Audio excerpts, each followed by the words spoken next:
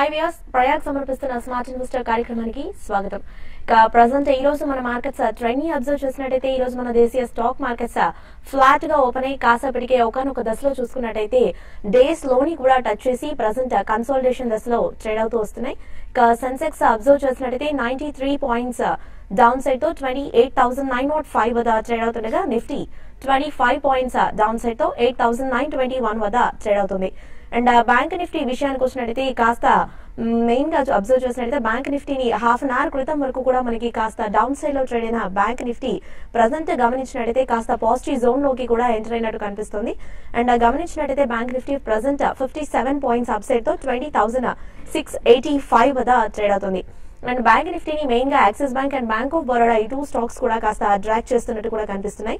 And ఈ రోజు markets లో చూసినట్టయితే మనకి ఎక్కువగా reality space and power stocks లో ఎక్కువగా మనకి సెల్లింగ్ ప్రెషర్ అనేది చూస్తున్నాం కూడా. అండ్ మార్కెట్స్ ఈ రోజు చూసుకున్నట్టయితే హెల్త్ కేర్ మినహాయించి మిగిలిన అన్ని సెక్టర్స్ కూడా మనకి నెగిటివ్ గా ట్రేడ్ అవుతున్నాయని చెప్పుకోవచ్చు.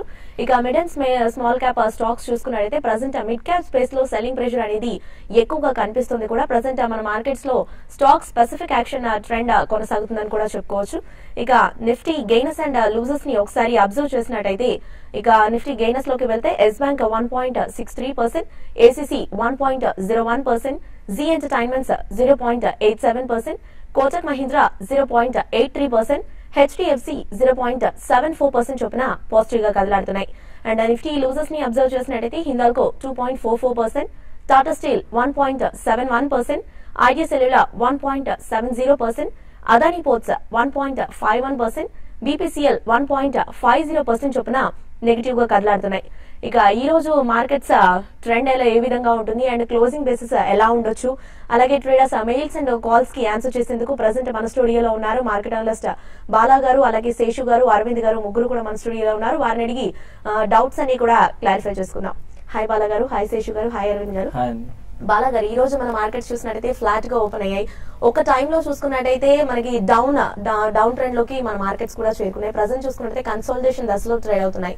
ఈ రోజు మార్కెట్స్ పై మీ ఒపీనియన్ ఏంటంటారు? Yeah, basically I think this is a calm before the storm and practically we can say it's a dull before the drill anedi. So ivaal evening manaki mostly by night time we will know the exit polls. So I think market is just waiting for the results and but last few days ga chuskunte almost about more than 3 or 4 weeks market lo eటువంటి reaction lekunda kuda market one wave up పయనించింది. So ఆ కారణం వలన there will be some selling, ఎందుకంటే మనకి ఇది ఒక major event కింద మనం భావించాలి irrespective of the outcome of the results. So definitely I think there will be some profit taking before the uncertainty అండి. ఒకసారి అన్సర్టనిటీ తొలగిపోతే whether it's going to be BJP is going to form the government or they are going to be getting some reasonably good majority or it's going to be a hung assembly, nobody knows. So definitely I think ఇటువంటి uncertain event ఉన్న ముందర market usually react అయి ఉన్న అనేది చాలా సహజంగా జరుగుతుంది. So this is nothing but a calm before the storm, but overall trajectory of the market is extremely strong irrespective of the political outcome in these 5 states, especially in UP. So I think this is an opportunity and ee roju probably by 11th we will know the complete picture of all the 5 states. So after that I think markets lo chinna reaction vachina gaani definitely I think adi కొనుగోళ్లు చేయడానికి దోహదపడుతుందని చెప్పొచ్చు. One should definitely be ready, keep the stocks on the radar. In case ఒకవేళ ఏమైనా ferocious correction ఉంటే completely load your money with stocks అనే చెప్పొచ్చు. Otherwise I think it's going to be very positive over the next few weeks. Okay Bala గారు. శేషు గారు, ఇవాళ ఈ trend ఏ విధంగా ఉందంటారు మార్కెట్స్ మీ పాయింట్ ఆఫ్ వ్యూలో? చూడండి, ఈ రోజు మార్కెట్స్ మెయిన్ గా చూసుకుంటే మార్నింగ్ కొంచెం ఫ్లాట్ గా ఓపెన్ అయ్యి అక్కడ నుంచి కరెక్ట్ అవుతూ ఒక టైంలో నిఫ్టీ 8907 నిఫ్టీ ఫ్యూచర్స్ టెస్ట్ చేసింది. అదే క్యాష్ అయితే 89 బిలో కూడా రావడం చూసాము. అయితే అక్కడ నుంచి చాలా స్ట్రాంగ్ రికవరీ లాస్ట్ ఒక 45 మినిట్స్ లో, అంటే హాఫ్ అన్ అవర్, 45 కూడా కాదు, హాఫ్ అన్ అవర్ లోనే మంచి రికవరీ చూసాము. యూరోప్ మార్కెట్స్ మాత్రం కొంచెం వీక్ గా ఉన్నాయి. మెయిన్ ఏంటంటే ఎగ్జిట్ పోల్స్ ఒకటి అని చెప్పొచ్చు.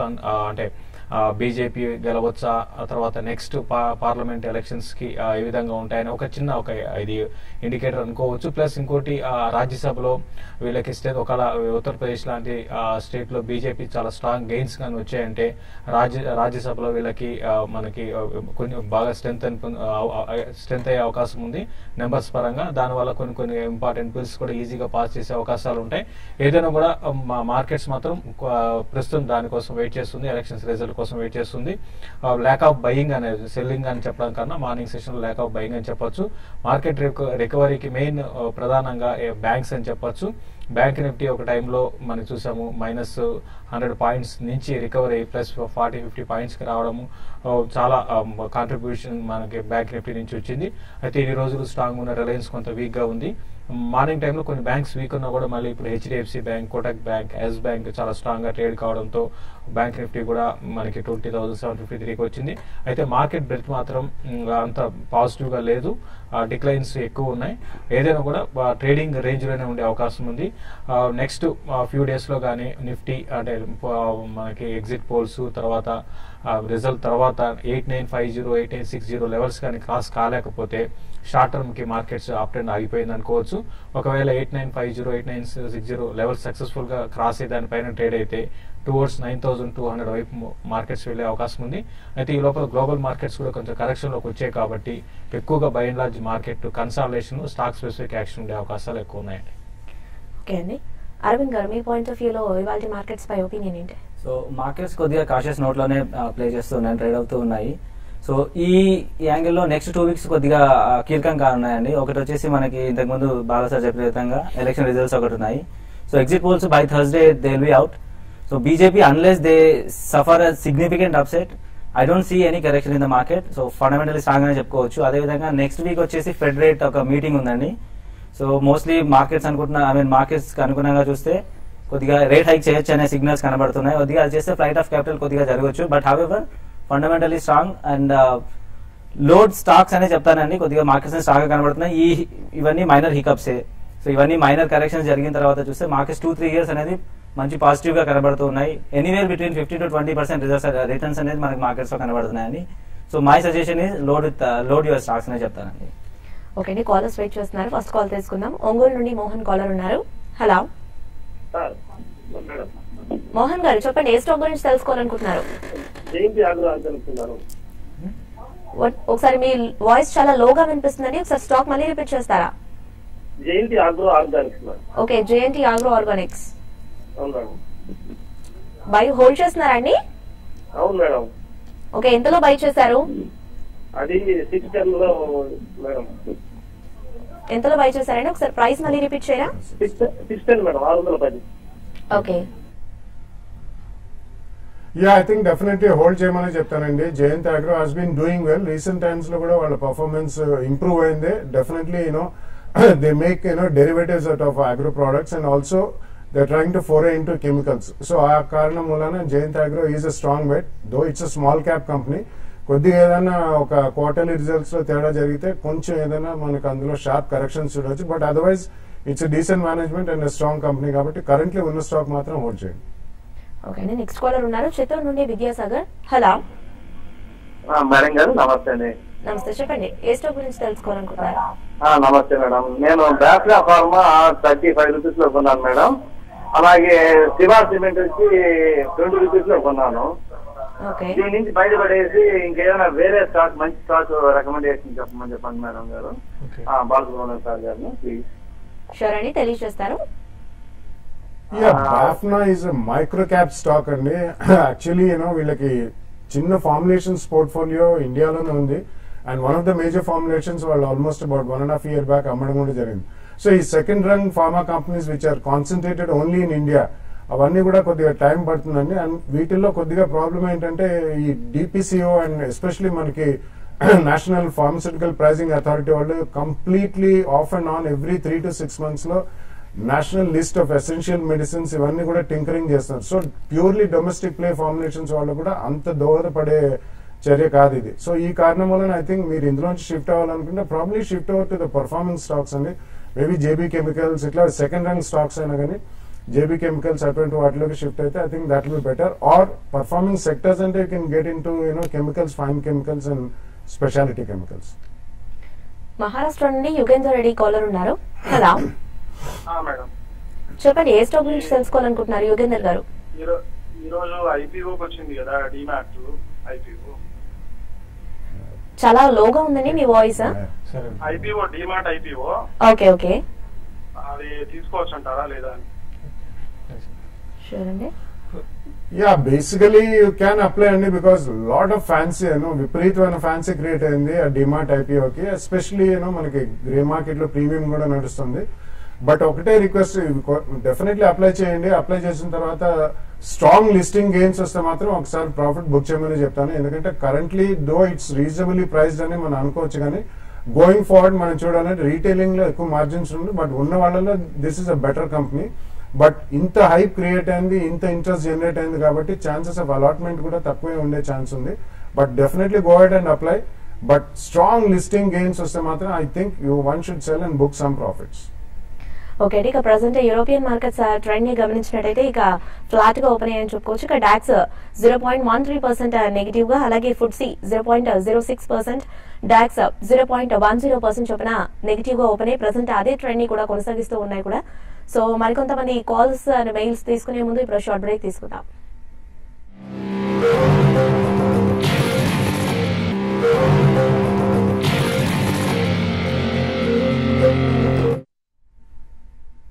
ప్రయాగ్ ప్రెజెన్స్ స్మార్ట్ ఇన్వెస్టర్ కార్యక్రమానికి తిరిగి స్వాగతం. శ్రీనివాస్ కాలర్ ఉన్నారు. హలో, గుడ్ ఆఫ్టర్నూన్ అండి. గుడ్ ఆఫ్టర్నూన్ అండి, చెప్పండి ఏ స్టాక్ గురించి తెలుసుకోవాలనుకుంటున్నారు? మాలా గారు, ఏవిటీ నేచురల్ ప్రొడక్ట్స్ ఈ రేట్ లో బై చేయొచ్చా? అది గుడ్ స్టాక్ అయినా రిజల్ట్ పరంగా బాగుందని అనిపిస్తుంది. అండ్ అనదర్ స్టాక్ వచ్చేసి బికాస్ ఎకో కమో ఇది స్పెషాలిటీ కెమికల్స్ లో ఉంది సార్. రెండు కొంచెం చెప్పండి బాలా గారు. యా, సెకండ్ స్టాక్ ఏదన్నారండి? Okay, anyway, AVT natural products, actually they make some, colorants and pigments which are used in food products and especially based out of floriculture. So, it's a decent company and chala micro cap company and results baane unnai meer annattu kuda. And these are all used in food based products kabatti consistent gaane undi growth, gaani mega growth anedi kanabadandi indulo.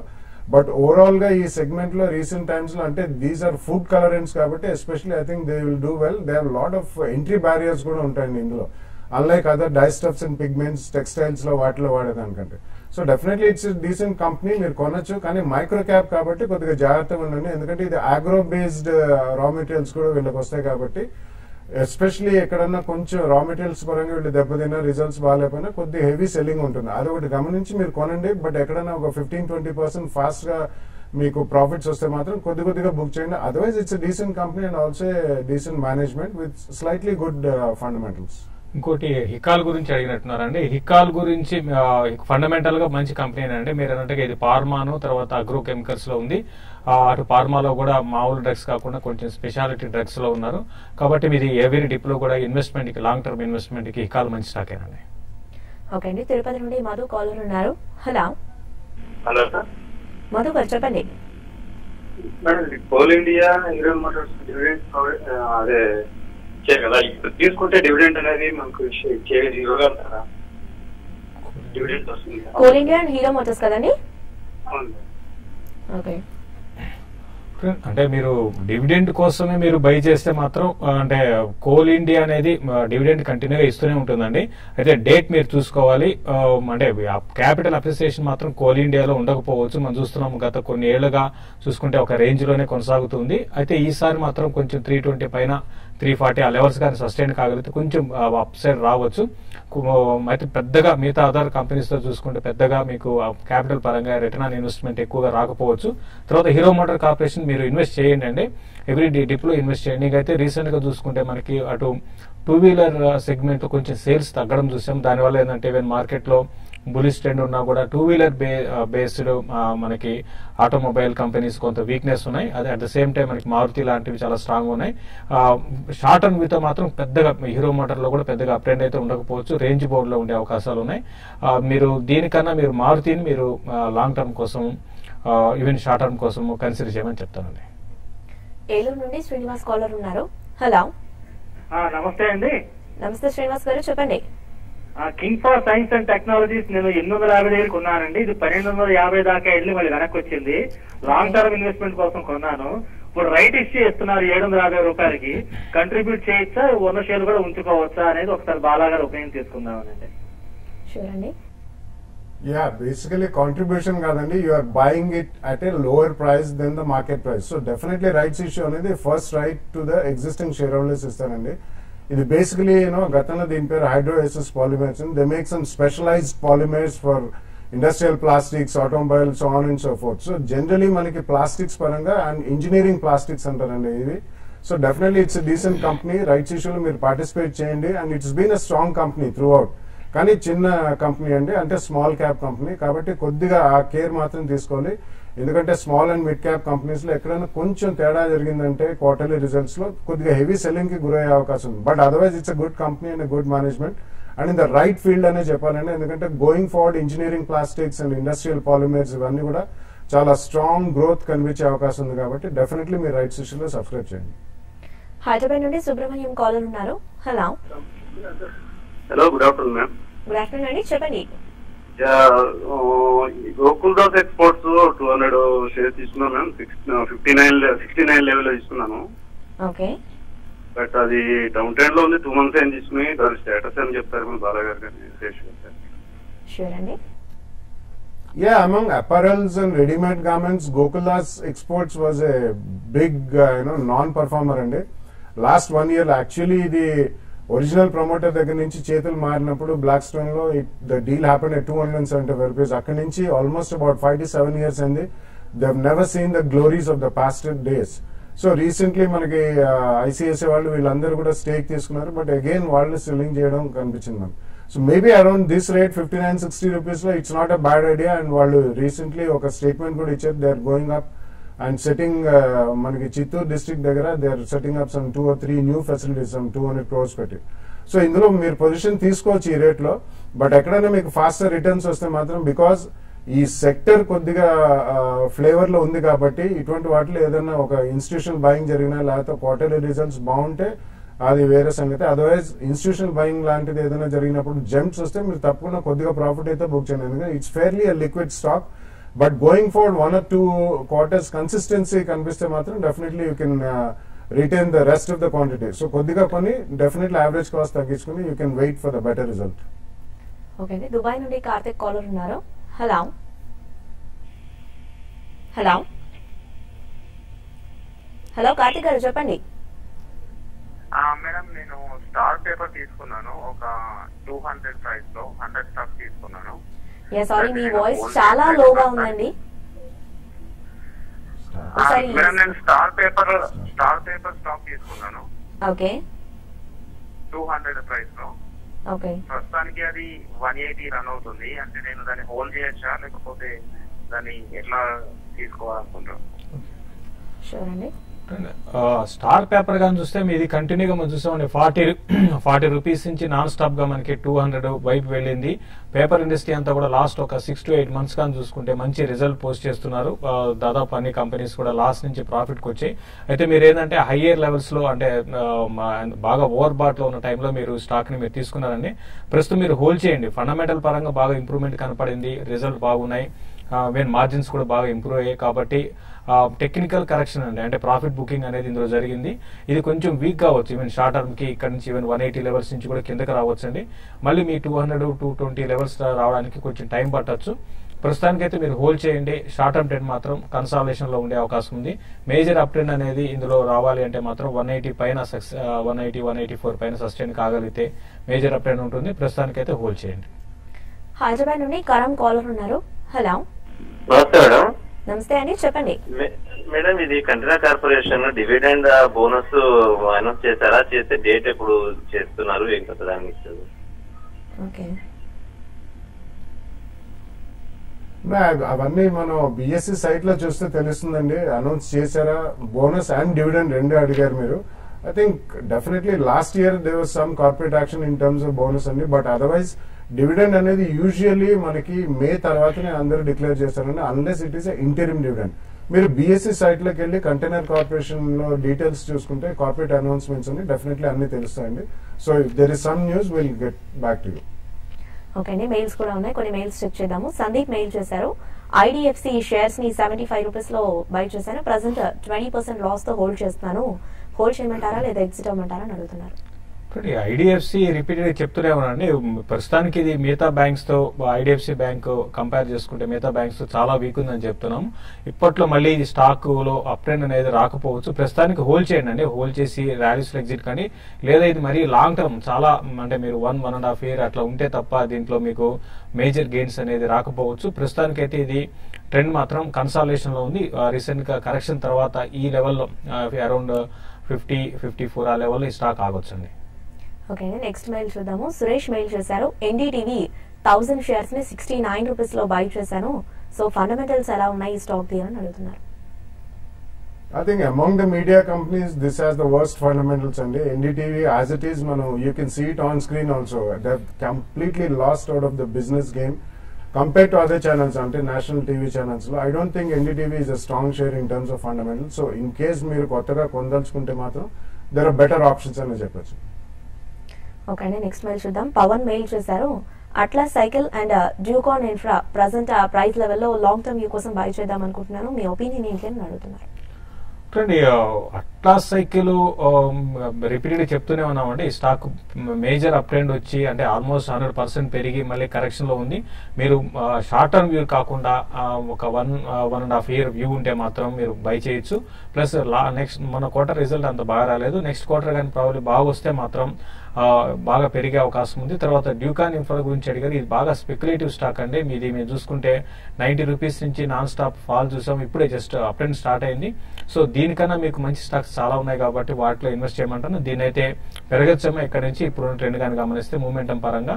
But investment కి అంత మంచి stock అయితే కాదండి. Okay, thank you Bala sir, thank you Aravind గారు, thank you Shashi గారు. So viewers, ఇది ఇవాళ Prayag persons smart investor. ఇప్పుడు ఒక షార్ట్ బ్రేక్ తీసుకుందాం. బ్రేక్ తర్వాత మరిన్ని మెయిల్స్ అండ్ ఫోన్ కాల్స్ తో యూట్యూబ్ లో మీ ముందుంటాం. Stay with us.